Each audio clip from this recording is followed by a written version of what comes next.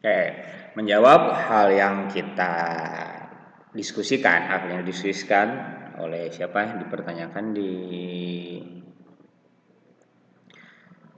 kemarin di diskusi bahwasanya tentang ekstensionalitas dan abstraksi. Maksudnya dari ekstensionalitas adalah yang penting ada. Jadi hanya ada itu ekstensi. Jadi maksudnya ada ini ya cukup ada aja. Jadi kalau misalnya 1,2 dan yang satu lagi 2,1, yang penting ada. Jadi satunya itu ada, duanya itu ada. Jadi hubungannya itu cuma ada aja. Jadi di sini ketika ngomongin ada itu musama tuh ya yang nggak apa-apa, musama. Yang penting ada. Jadi nggak ngomongin maka nggak ada dalam himpunan ini nggak ada namanya repetisi. Jadi kalau 1,1,1,1 gitu, yang penting adanya berapa? Ya satu aja. Jadi si adanya itu si satu, ekstensionalitas itu seperti itu. Jadi maksudnya asal ada aja, nggak ada repetisi. Ataupun bukan hanya repetisi, atau misalnya urutan juga ketika A himpunannya itu 1,2 dan B itu himpunannya 2,1, ya tetap aja sebenarnya mah A dan B itu adalah sama. Karena isi ya cobaan 1,2. Kenapa? Karena adanya itu ya mereka itu cuman ada si satu dan ada si dua doang. Itu disebut dengan ekstensionalitas. Jadi maksudnya ada. Kalau cuman ada, ya maka tadi bahasa nggak diulang-ulang nggak ngaruh. Udah cuman ngomongin ada doang. Urutan nggak ngaruh, udah cuma ngomongin ada doang. Jadi yang ekstensionalitas itu intinya ada. Ketika ada, maka urutan dan juga repetisi, urutan dan juga repetisi mau diulang-ulang mau urutannya seperti apa itu nggak masalah. Karena yang menjadi titik temunya itu adalah titik pusatnya itu adalah apa? Adanya itu. Itu maksud dengan ekstensionalitas. Sedangkan abstraksi ini adalah membicarakan si objeknya itu adalah keanggotaan. Jadi kalau tadi ngobrolin ini nggak nyambung dengan pertanyaan yang kedua, enggak, karena pernyataan kedua itu tentang notasi, membicarakan notasi. Kalau ini ngomonginnya itu abstraksi, ini adalah sesuatu yang ada, mau itu sesuatunya itu berupa simbol, mau itu sesuatunya berupa apapun, ya. Jadi apa objeknya bebas. Mau itu angka, mau itu apapun silahkan. Itu objeknya bebas. Jadi maksudnya gitu. Abstraksi itu ya objek yang sangat bebas. Objek yang sangat bebas mungkin aja impian itu juga objek.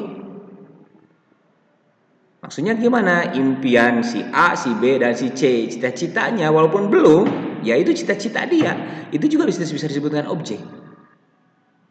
Atau rasa. Rasanya kalau kita membicarakan kemarin harus diukur dengan batasnya itu bukan berdasarkan rasa. Tapi kalau rasanya tersendiri itu juga bisa menjadi objek.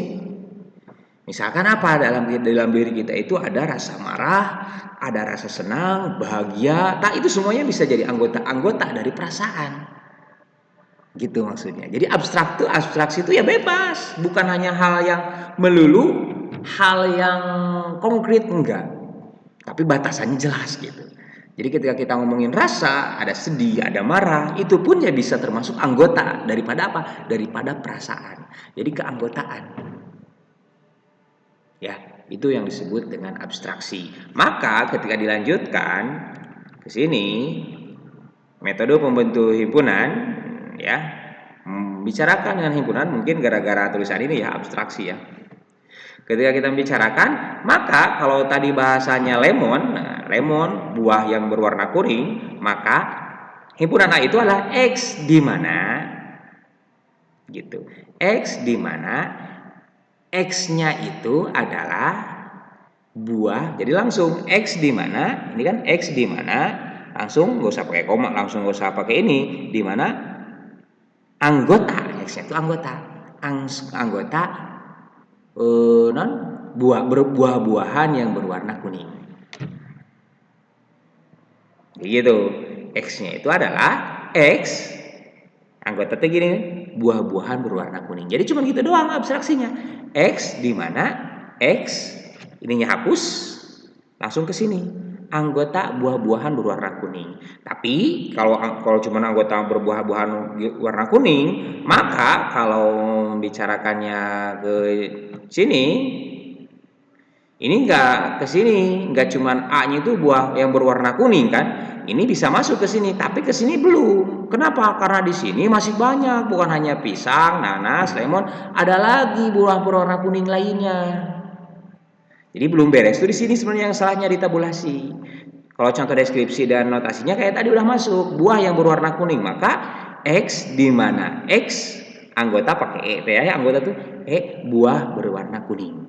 Maka di sini nih yang perlu yang belum beres. Kenapa ya roster itu kan semuanya disebut. Jadi warna-warna buah-buah yang berwarna kuning harus disebut semuanya.